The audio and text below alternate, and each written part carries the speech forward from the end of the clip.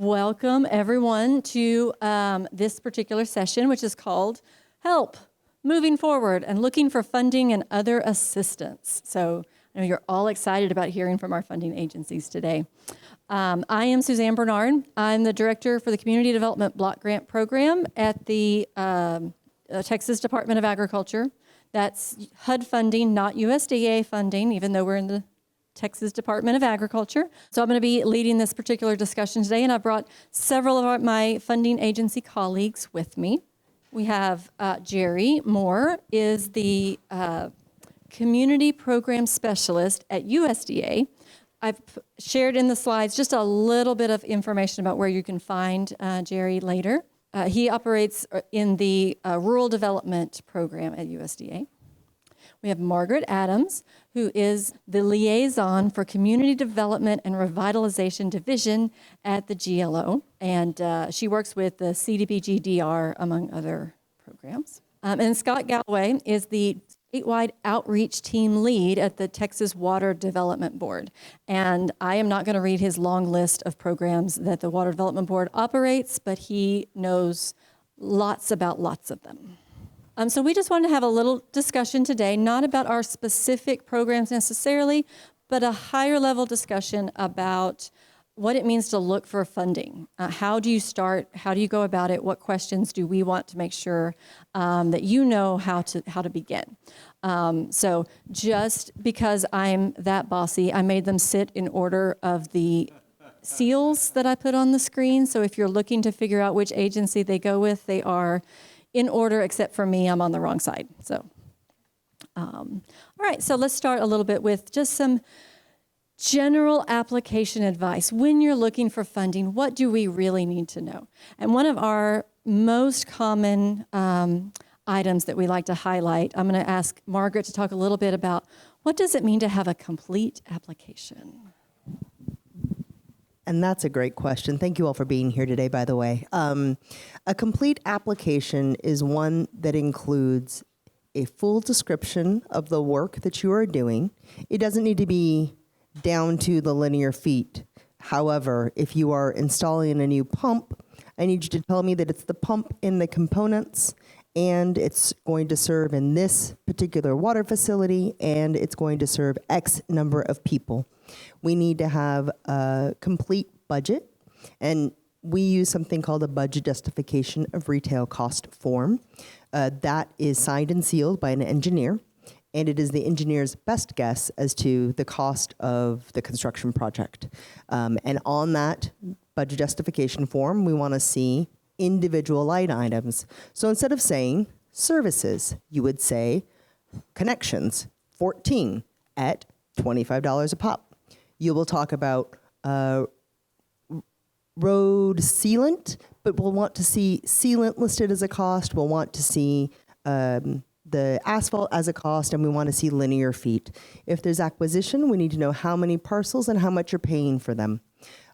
Likewise, when we talk about complete applications, just know when we're looking at your applications, we're not only looking at what you put in the applications, but we're looking at the supporting documents.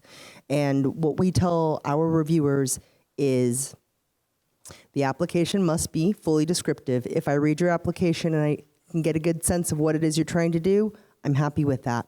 Your supporting documents must prove the application to be correct. So if your application says that you have $10,000 as a local match, I need to get some supporting document, a signed resolution, or council minutes that show me that money has been committed, or an award letter.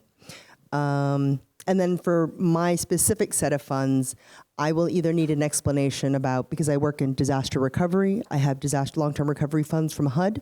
I need to know in the description of, there are parts of the application that say, why this project? And you write back and you say, because in Hurricane Harvey, or in winter storms, or in the qualifying disaster, we were damaged by, and then a complete description. Because for when we talk about our applications, we want to know that when an auditor comes through, that when they look at your application in a vacuum, the who, what, when, where, why, and how much is clearly defined.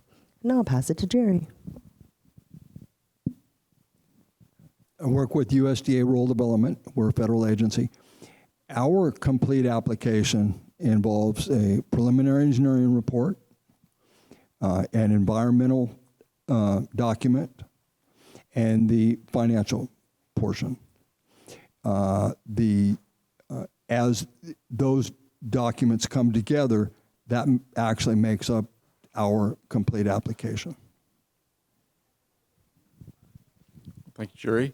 I'm Scott Galloway with the Texas Water Development Board, and our application process is really a two-step process for the local utility. The first step is the short form. It's either known as an abridged application for our state dollar programs, or on the federal programs that we administer, the name of it is project information form. But these are short forms just to kind of get your foot in the door, the initial step. And the information is basically who, what, when, and where. The where is scope of work. We're going to see kind of a generalized scope of work. And then the second thing that's important is a budget, a line item budget. How much money is needed or being requested for the scope of work to meet those demands and needs. That step is fairly easy, just a few pages of information. If those applications, the short form, the project information form, and the abridged applications are approved by our agency, meet all the eligibility requirements, then you are asked to submit the long form. And the long form is a little bit more in depth, of course. Some of the things that Jerry just mentioned, feasibility studies, any kind of permitting, any type of documentation to justify the project will be developed in the long form.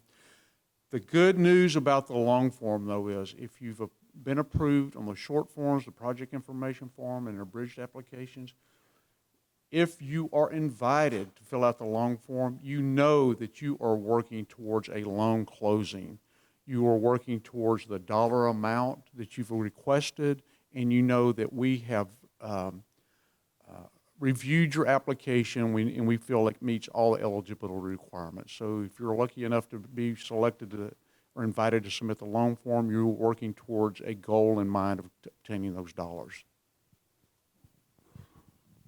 So I think one of the themes here is that it's really important to read the guidance on what each application is asking for and make sure that you are checking off every one of those boxes, because they're all a little bit different, but we're all trying to get to, can we confirm that your project is eligible? What do we need to confirm that your project is eligible?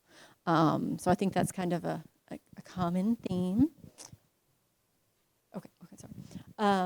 All right, so I meant to mention at the beginning, and I apologize, we would like to have this discussion if you have questions or concerns as they come up. I'm going to keep moving through various topics. If you have something that's related to the specific topic that we're talking about, feel free to raise your hand and we'll jump in. And if you have some more general topics that we're not covering, I want to leave some time at the end for that as well. So I want to make sure that we get to address your concerns as well. So, all right. So speaking of expectations for a complete application, how long does it actually take to get funding? And I thought it'd be fun to kind of start with the shortest possible timeline and then work our way up, because some of these timelines do get pretty long. So, Jerry, how long does it take from the time a disaster event happens until you can get disaster-related funding? Rural development has a number of different loan and grant programs. By far, our quickest program is called an emergency community water assistance grant.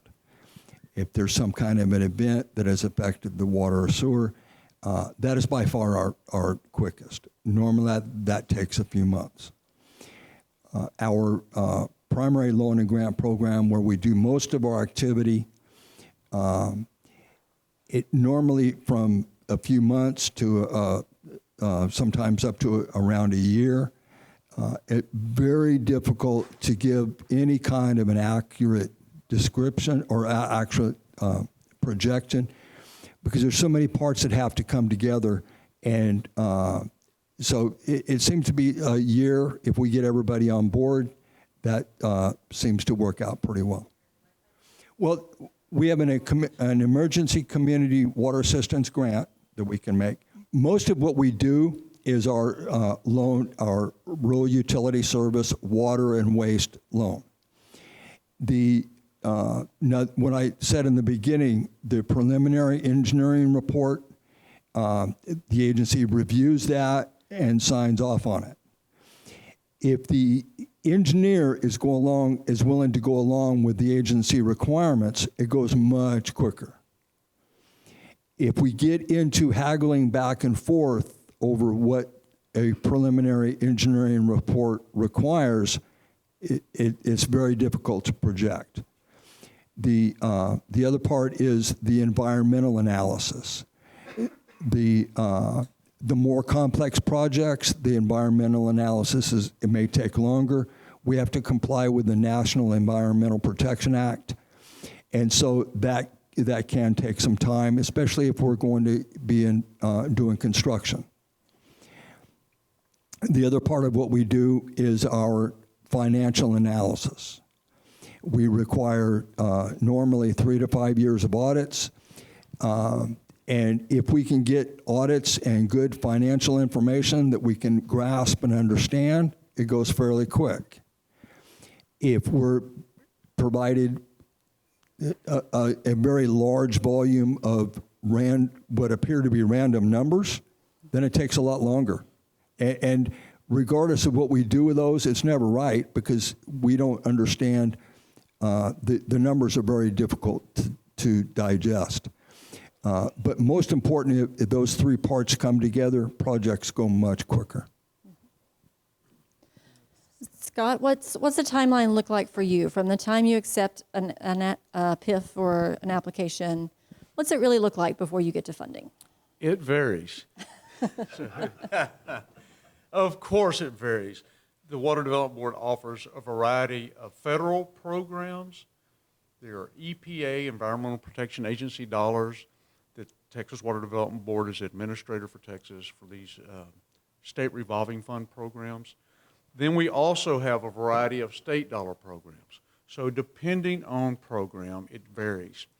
But back to the completed application, I just want to mention a couple of items on that. An independent financial audit is always something that we're going to want to see. Also, especially the drinking water community, you're familiar with reporting requirements we ask you to submit annually on water loss audit, water use survey, and water conservation plan and drought contingency plan. That's part of the completed application phase too. We don't want to, we want those documents in place too and part of the application process. General rule of thumb though for timeline, a good general rule of thumb is 18 months from that initial application until dollars in hand to actually do something with in a construction project or a planning or design type work is about 18 months. Some programs can go a little quicker, some a little slower, but the quality of the applications has a lot to do with it, as Jerry was just talking about. If we have good info to work with, great backup documentation to review, that helps us so much to having a complete application with a good, all the details that we need. One thing though that I want to mention and highlight specifically is our Texas Water Development Fund. That's a 100% low interest loan that almost any community, political subdivision of the state, public utility can step into. Threshold is pretty low. The timeline is about a year, but that's a 100% loan that we can help most folks with all the time.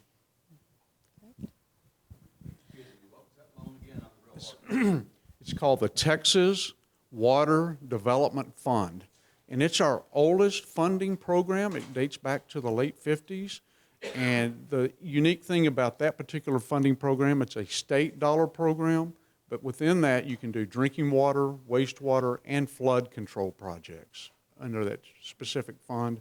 Some of our other programs are very limited in scope, some specifically for flood, some specifically for wastewater, so on and so forth. For the Community Development Block Grant Program, a lot of small facilities have participated in that through their city or county governments. We run a 2-year cycle for our largest program, which means that from the time you submit an application, it's going to be either 18 months or a year and a half, or I'm sorry, 2.5 years. 18 months is the same.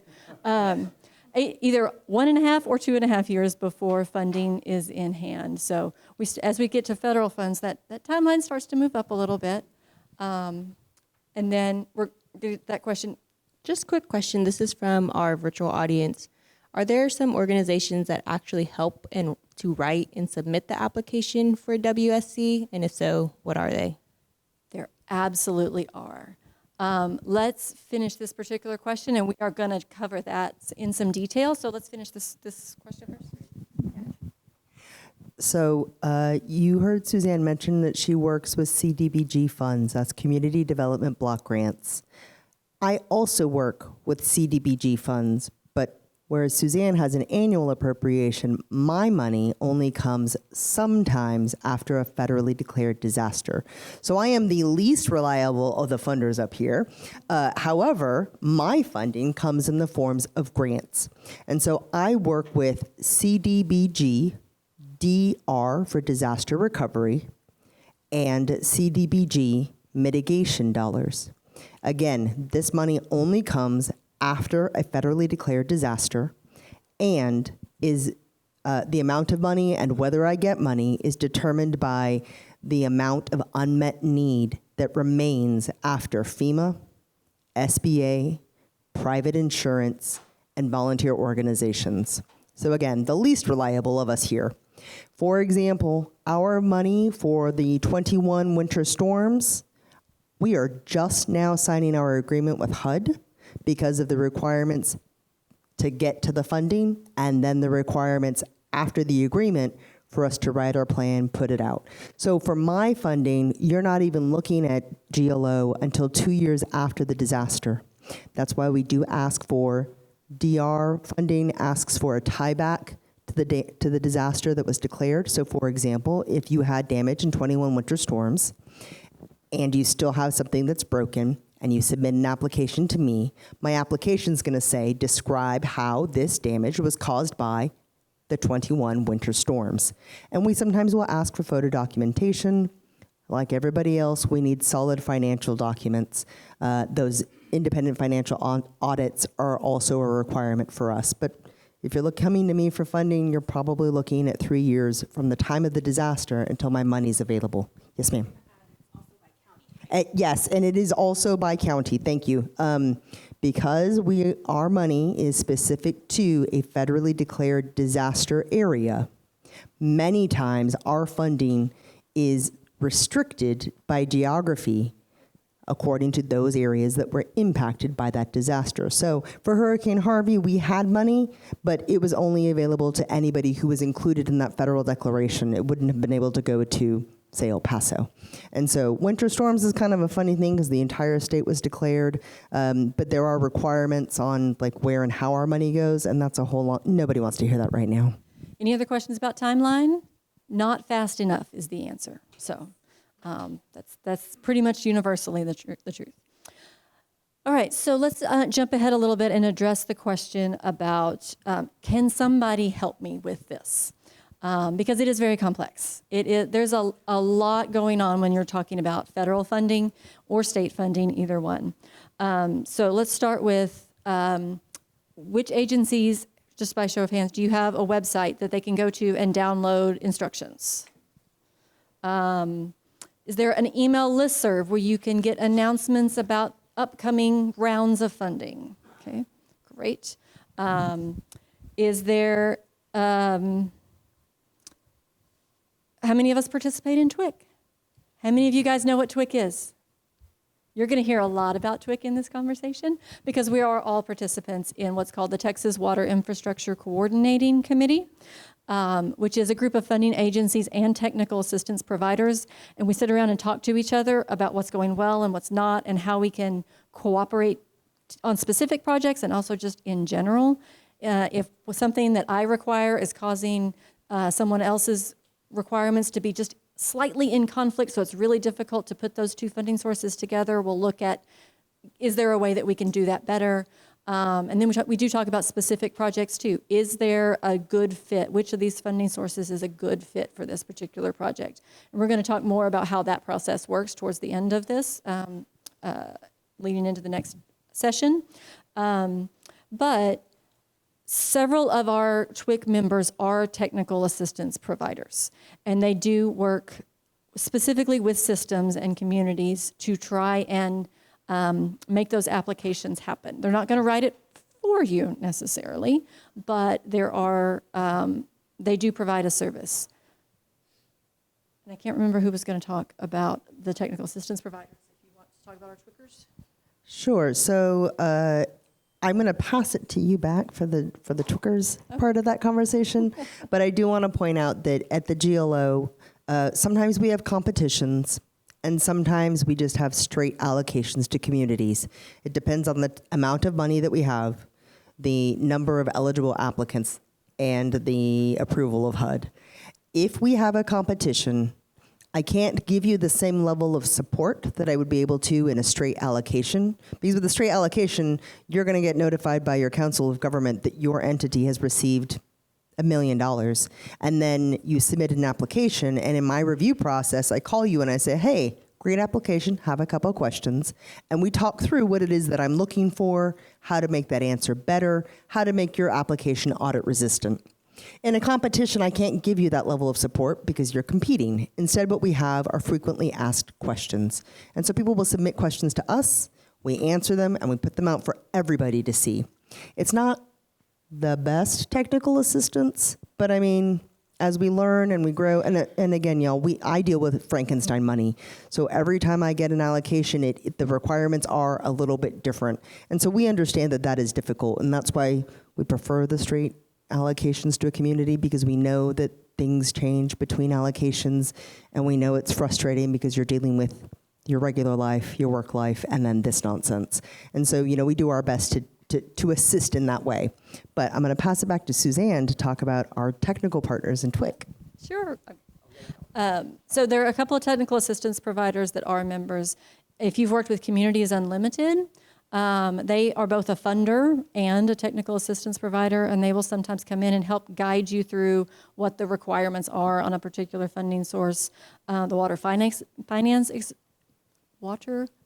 Exchange has become very active recently in Texas in trying to help communities connect and actually complete that application process. There's also a lot of third-party firms out there that can provide that service for a fee. Professional engineering firms and sometimes even professional grant writing firms can provide that service for you. And it may be worth it to pay for those services to do that. If you're going to do that, if you're going to get them involved before you write the application, which you might have to, because to get those cost estimates, you need a professional engineer to weigh in. I do want to caution that if you're hiring in the private sector, competitive procurement is a thing for all of our funding sources. And so you need to be mindful of that as you're bringing someone on to help you with the application, because those requirements will apply. So you want to do that process competitively up front, so you're not in a pickle later, where we find out, oh, that person actually can't be your engineer because you didn't do this, and now there's a conflict of interest because they wrote the application, so they can't compete for the contract later because they wrote it. So I do want to be mindful of that, because those are very valuable partners in a lot of cases in getting that application drafted. And Suzanne, I do want to mention that on the GLO recovery website, which is recovery.texas.gov, we have a copy of the federal procurement regulations available, along with procurement guidance. I think most of us have it or can offer it. And I think even though, I talked about competitions and how much help we can give, we can answer questions like that. We can send you to the location or provide you with those resources to help you make the best possible decision on your path forward. And so we do have that kind of, it's not really technical assistance, but kind of it is, because those CFR rules are pretty technical. They're hard. I mean, if you really have insomnia, the CFR is great. But if you're following the local government code, I know some of you are cities, some of you are districts, some of you are maybe even IOUs. If you're following the local government procurement requirements, you're going to be pretty close. So there might be a few tweaks on the various funding agencies, but you're going to be pretty close if you're following what the state generally expects a city or county to do to have a competitive procurement. So those are kind of some of the ways that other entities can get involved in helping you write an application. But I do want to make sure that you're actively involved in your application too.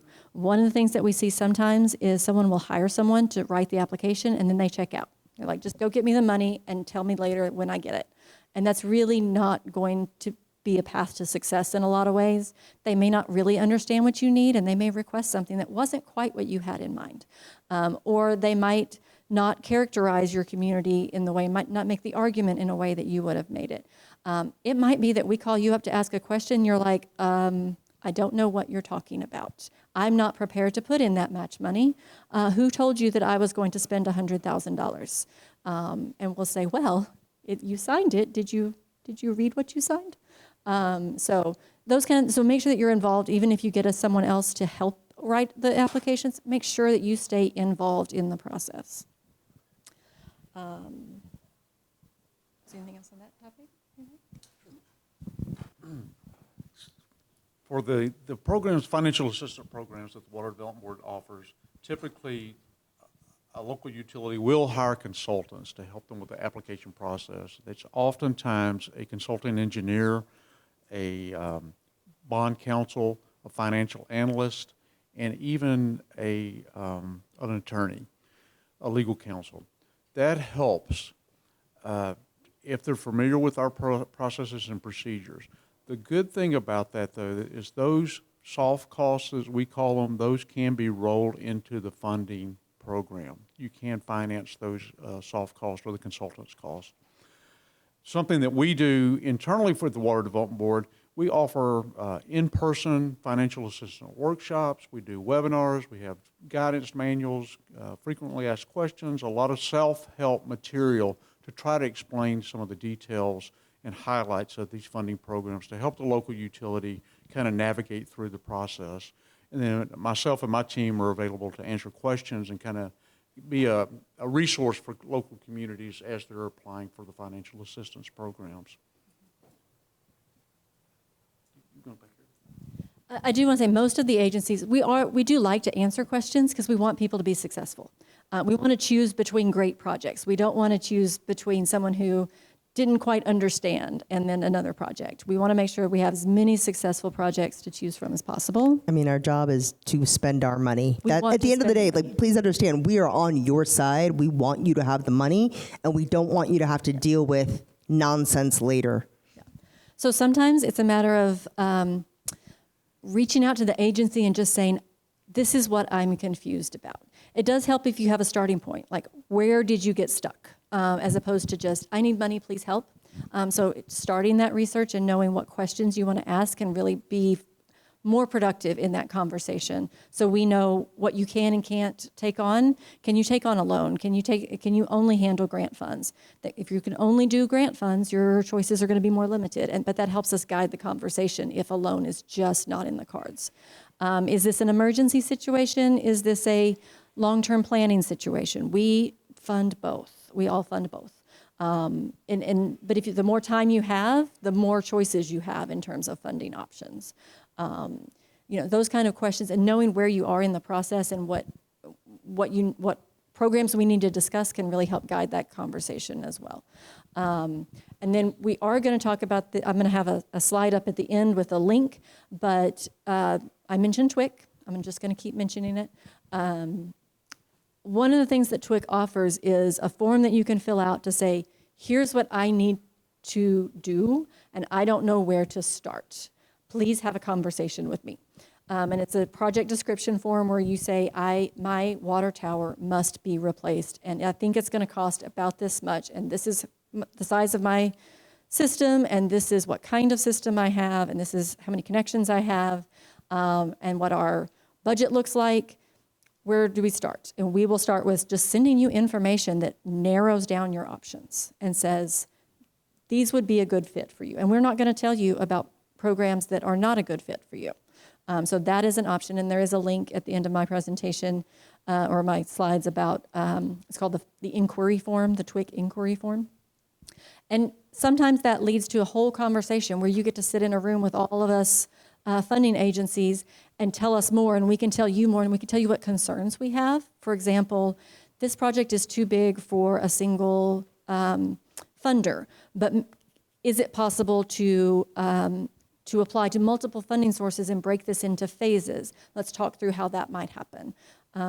Most of our programs are competitive, so it's not that you come to TWIC and we guarantee you funding, but we can help get you in the right path.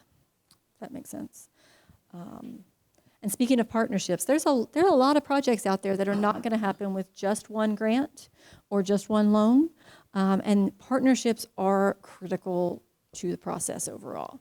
So I asked Jerry if he would talk a little bit about the partnerships that can be really important to a successful project. For rural development to get involved, it's important that the communication process starts early. And as we go through the process, and we have technical assistance providers that can help you with the application, they can help you find an engineer, get the environmental documents done. And but that communication process in the beginning helps us as we move down the road, so that if we can see in the beginning that there's going to be another fund, that rural development funds may not be enough to do this project, or rural development may be offering a loan or a loan and grant, but the applicant needs more funds. And so we can, if we know in the beginning that we can coordinate with our other funding sources, and our biggest funding partner is the Water Development Board, where some of the time it works to get them involved. I mean, we're all competing. We're trying to get our loan dollars out the door, but sometimes it is better to coordinate with another funding source for different projects. I do want to note that, like Scott and the Water Development Board, the GLO's funding, although we are probably the most difficult funding source up here, we do have one kind of sparkle in our eye here, that although we are working with money from HUD, because it's being administered by our agency, and it's really just not because of us specifically, but because of the style of the grant, when it comes to us, it loses its federal designation. So our funding stream is considered to be state money, and that's good for you to know, because it's essentially, if you figure out a way to partner us with USDARD, it works because we are state funds and he is federal funds. You can't match federal and federal. So CDBG-DR does have that one little sparkle, even if we're really hard to find. What about regionalization partnerships? How does that end up playing into this whole funding game?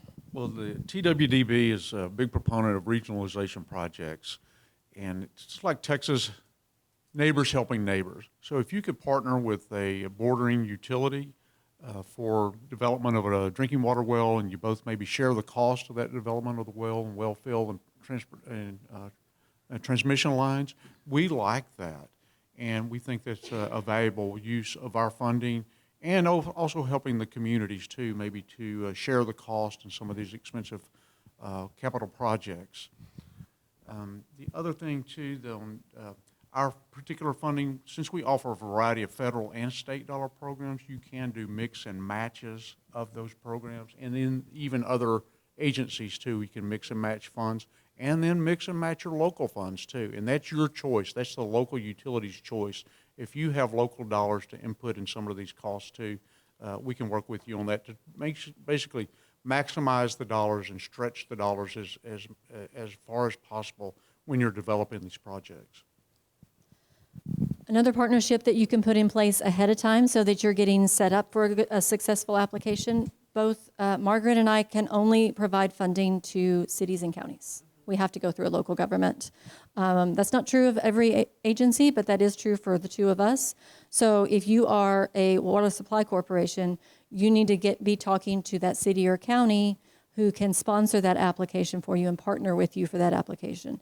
That's probably going to be something similar will be true on lots of different grants. Look for who the actual eligible applicant is, because it may not be you, but you may be able to partner with an eligible applicant to accomplish the same goal, depending on how that program is set up. That is an excellent point and makes me think about, as you regionalize and as you partner, make sure you have a very clear interlocal agreement or memorandum of understanding between the entities that are participating in the project.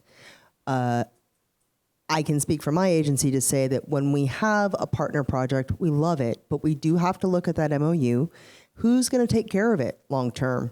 Who's responsible for the environmental review? Who's going to put the upfront cost or do the bid, right? Is this going to be an annual? And then think about it long term. Because like for my dollars, they want to make sure we're not paying for something just kind of like, oh, it's a dream project as opposed to a needed project. Not that those are exclusive, but you know.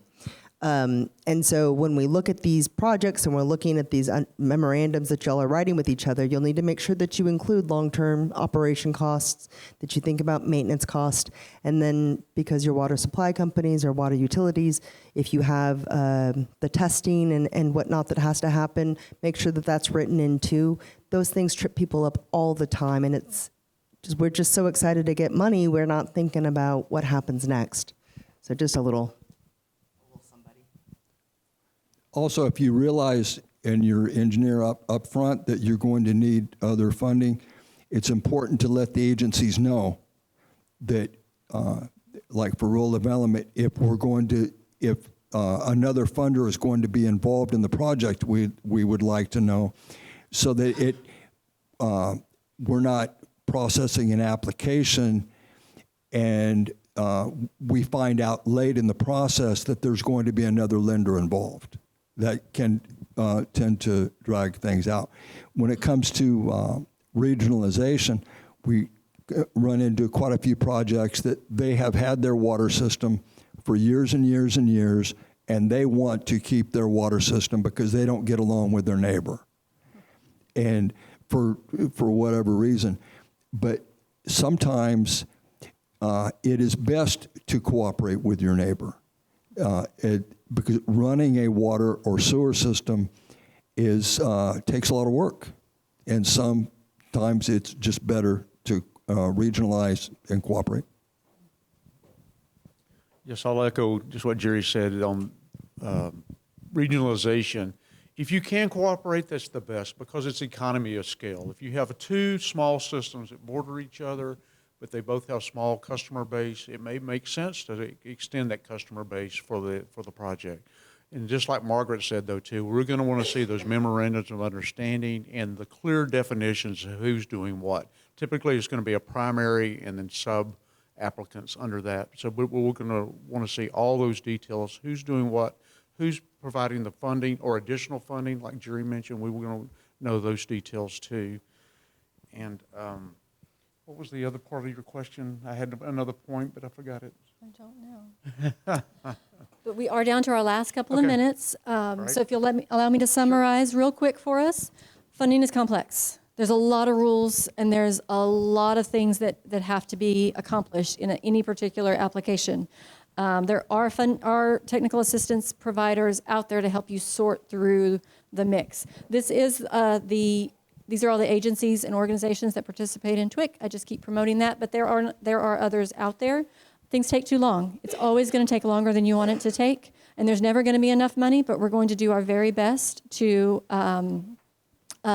try and help you put the best, most successful application forward. Suzanne, I just want to tell everybody in this room, thank you so much. Yes. Thank you for what you do. I wouldn't be living in Austin if we didn't have water. We all know that what you do plays a just critical part of everyday life, and I hope you know how deeply you are appreciated.